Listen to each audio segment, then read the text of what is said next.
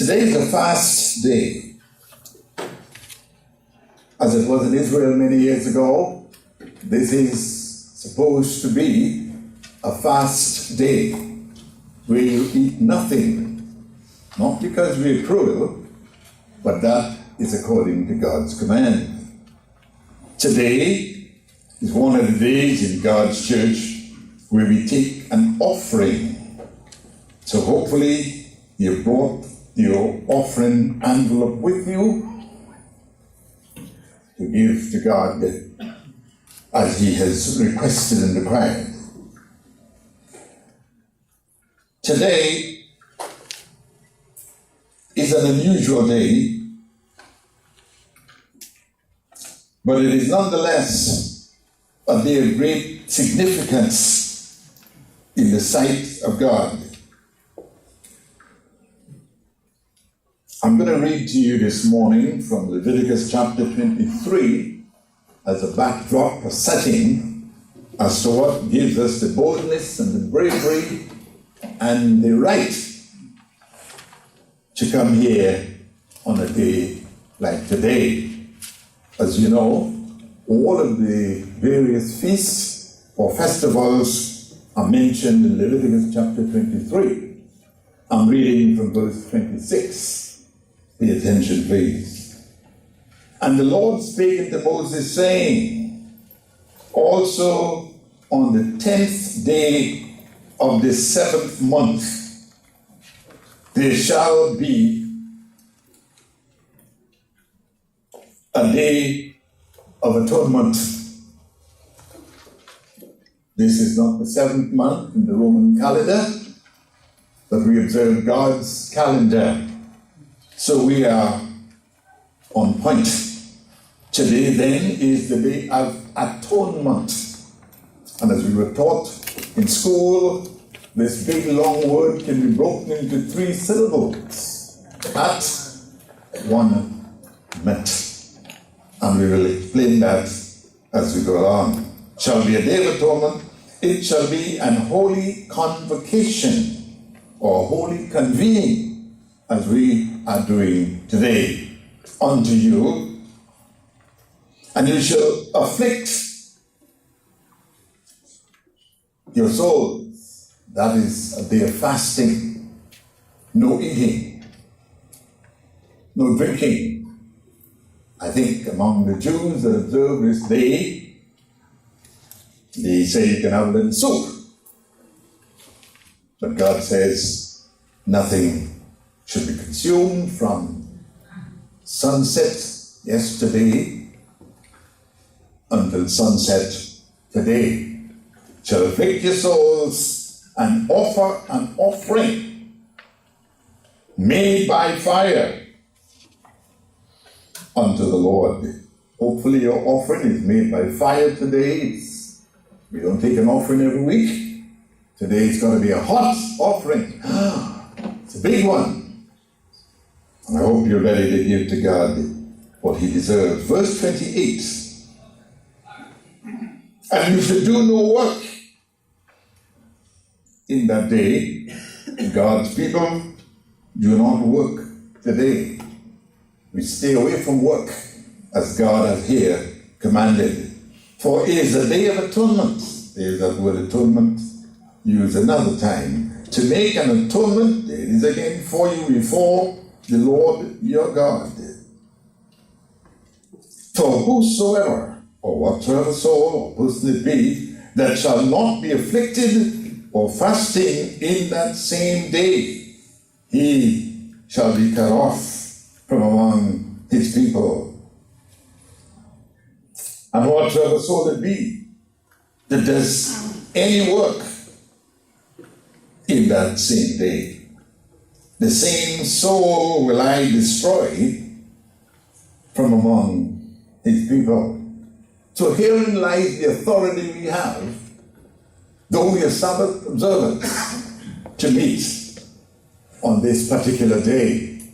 God has set up several Sabbaths, 7 of them, this being one. There are 2 others to follow. First day of the Feast of Tabernacles, and the last great day. So God's people are authorized and permitted to be here for this Sabbath day. This is indeed a Sabbath day.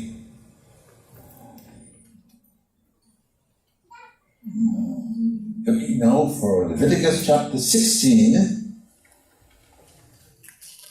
where the activity or activities of this day are mentioned.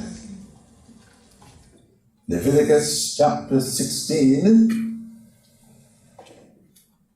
and we're going to begin with verse 7. Somebody asked me once, why did you people do so much in the Old Testament? And we New Testament Christians? It's amazing what people do under the direction of the devil to get away from obeying God.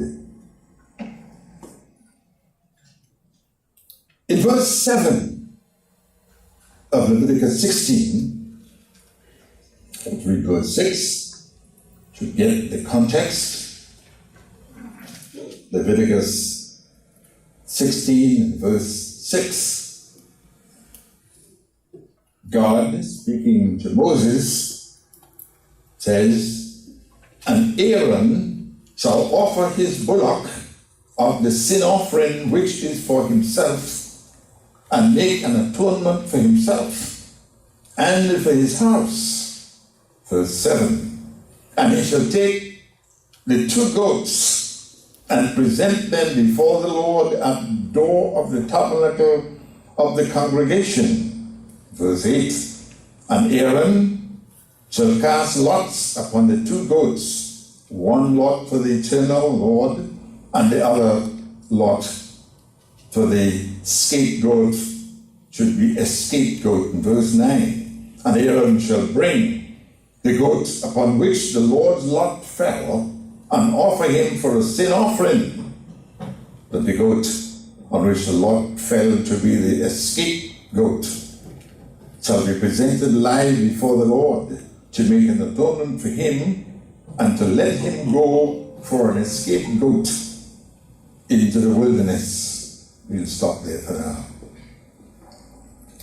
My subject today is presentation of the 2 goats. Presentation of the 2 goats. As you remember and recall, this was a day of distinction in Israel. This was a day of singularity in Israel. It is still like that today in the land of Israel, though they do not understand the entire concept of what this day portrays. So my subject is presentation of the 2 goats. Now, it was first of all a day of fasting. It was a day of focus. And it was a day of finality. And we will get to that as we go. During the proceedings of this day, the high priest brought 2 goats from among the people, as you read in Leviticus 16. And he presented these 2 goats before the door of the tabernacle. There's great significance in these 2 goats. One goat was to die as a sacrifice for the sins of all Israel. And the other goat, known as the Azazel goat, or the escape goat, was to be sent away, and we'll strive to give you the significance of that. The goat that died for the sins of the people was the goat that represented Jesus Christ. In some religions, they say that Satan and Jesus Christ were brothers. What an amazing false idea. Jesus Christ is the Son of God. And God, through Jesus Christ, has sought and is seeking to make us sons as well, and bring us into the God family. But this goat that represents Jesus Christ was presented to Aaron or his sons in succession when that time came. And this goat was to be representative of Jesus Christ, the Son of God. Aren't you glad Jesus Christ died for us? Aren't you glad we have a Savior, a Messiah, and a soon-coming King? Jesus Christ is represented by that first goat. I guess they were both white goats to further confuse the issue. To find out which goat would represent Jesus Christ, Aaron or his successors had to cast lots. They had to find out. Remember in school we did mini, mo? This was more than that. But he had to find out from God which was the goat that was to represent your son Jesus Christ. He did his selection according to God's command. Let's say this goat on this side was selected to represent Jesus Christ. He took that goat, went into the Holy of Holies, slew it. The blood was smeared on the mercy seat. Isn't that a wonderful thing? So even in the Old Testament, God was a God of mercy. He had a mercy seat. And we had to go to the mercy seat before God to get or to have our sins forgiven and washed away. So he made the sacrifice with this first goat for the sins of the people. Then he comes back out.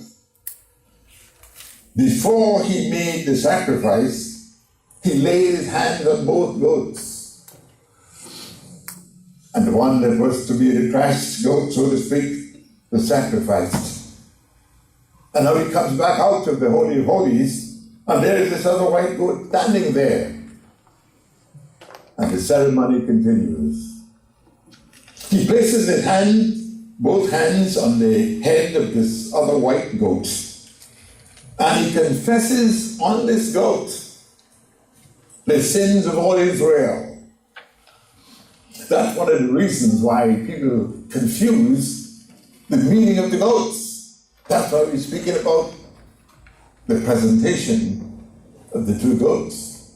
This surviving goat was not going to be slain for the sins of the people. This goat became what is said here in the old King James Version, the escape goat. He would not die. This goat represents Satan. But he does a curious thing.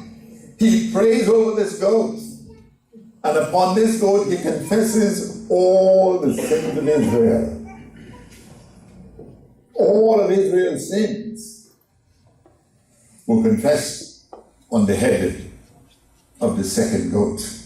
And it's because of that the evangelicals think about Jesus Christ as a sin bearer, so he represents, or he's represented by the second goat. Not at all. The first goat represented Jesus Christ. This second goat represents Satan. And in God's dealing and in God's business, this second goat represents Satan, who is the instigator of all of man's sin. There's a sermon I give on a day like today. I'm not giving it today. Known as dealing with the devil.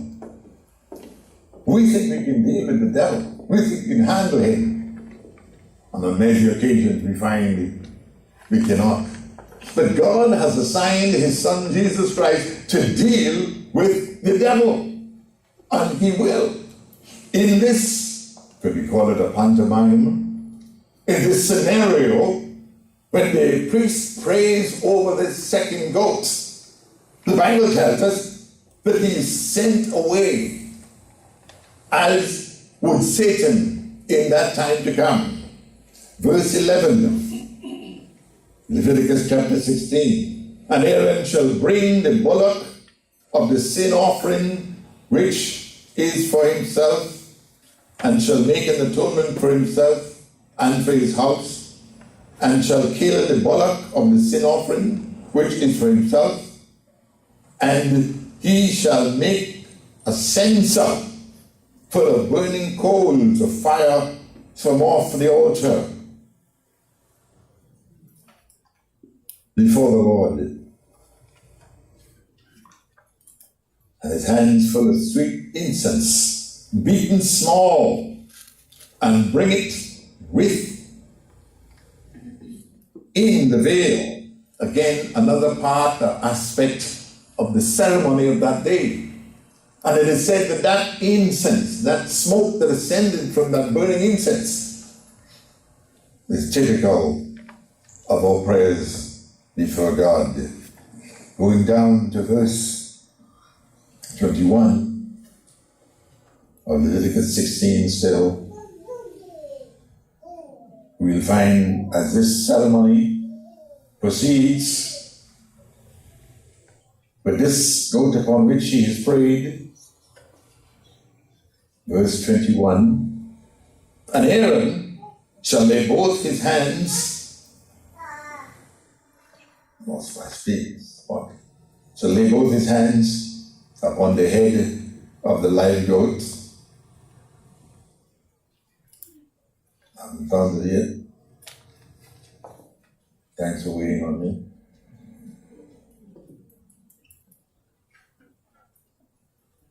Eureka! I found it. And Aaron shall lay both his hands upon the head of the live goat, and confess over him all the iniquities of the children of Israel. And here people think that because the sins of Israel were confessed or prayed over on this animal, that animal represented Christ. Not only life, and all their transgressions, in all their sins, putting them upon the head of the goat, and shall send him away by the hand of a fit man into the wilderness. So one goat died for the sins of the world, and the other goat, upon whose head the sins of the nations were confessed, were kept alive. And there's a reason for that. And the time will come when this goat will be fully dealt with. Verse 22, and the goat shall bear upon him all the iniquities unto a land not inhabited, and he shall let go the goats in the wilderness. And Aaron shall come into the tabernacle of the congregation, and shall put off the linen garments which he put on when he went into the holy place, and shall leave them there. So there's a whole ceremony going on here. There's a whole acting out. And when you think that this was in the Old Testament, and God, who understands all things, is setting this forth so we today can understand prophetically that Christ would die for us, but the one upon whom the sins of the world would be laid, not Christ, which represents the first goat, would be Satan, who was the originator of sin. He now gets all of the sins of mankind put upon him. And that goat was led out into the wilderness. Verse 24. And he shall wash his flesh with water, Aaron, in the holy place, and put on the garments, and come forth and offer his burnt offering and the burnt offerings of the people, and make an atonement for himself into the place. It goes on. But this live goat was led away after the sins of Israel were placed upon it into the wilderness by a fit man, someone who was fit to do this. And he who caused man to sin now receives all of the sins of every man who ever lived. They're placed back upon this live goat. He's led into the wilderness by a fit man and let go. Why would he get away so easy? That's why he's called the scapegoat. Not that, understanding of scapegoat is when somebody made a fool of you. But no, he who caused man to sin. Now have all of the sins of mankind put upon him, and he's let go in the wilderness. That is symbolic, brethren. Turn, if you will, with me to the book of Revelation, where the same typology is present. Revelation chapter 20, beginning verse 1. The goats represented Christ, and the Azazel goat represented the devil. We've got to the place where the sins of the world are upon him, not as in the case of Christ. The sins of mankind, all their sins are placed on the head of the live goat, and he's sent away to wander in the wilderness. Revelation 20, beginning at verse 1. Let's see the spiritual application of this typology is found in Leviticus 16. And I, John, and I saw an angel come down from heaven, having the key to the bottomless pit, and a great chain in his hand. The same thing that was done to the live goat by the hand of a fit man. Here an angel comes down with the chain in his hand, and he lays hold on the dragon. Some time ago, my wife and I did a study as to the various names that Satan has. Dragon, Beelzebub. He started off as Lucifer. He's known as Abaddon, also mentioned in the book of Revelation. So he lays hold on this dragon, the old serpent. Remember the serpent in the Garden of Eden? Here he's mentioned again, the old serpent, which is the devil. Is there a devil? There is a devil, brothers. And that devil has sought and is seeking daily to discombobulate us, to get us to go against God, to get us to go against God's commandments, to get us to say that the Sabbath is done and no need for us to keep it anymore. And so he lays hold on this dragon, this serpent, the devil, you know who he is, and Satan, and bound him 1,000 years, and cast him into the bottomless pit, and shut him up, and set a seal upon him, that he should deceive the nations no more, till the 1,000 years are fulfilled. And after that, he must be loose for a little. Just as this goat was sent out with all the sins of humanity upon it, sins of Israel, so Satan will be put in the bottomless pit and shut away from God's people, so we can enjoy the millennium in peace on the earth. God's people shall reign with Christ on the earth. So this day had the presentation of the two goats. Jesus Christ, the goat that was slain, and Satan, the goat upon whom all the sins of mankind will be placed. And he's set up.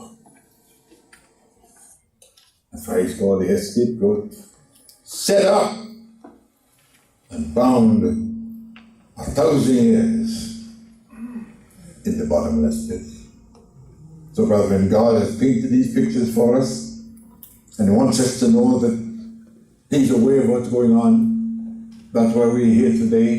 We know that God is working with us, and these days mean something, and it is for us to obey God.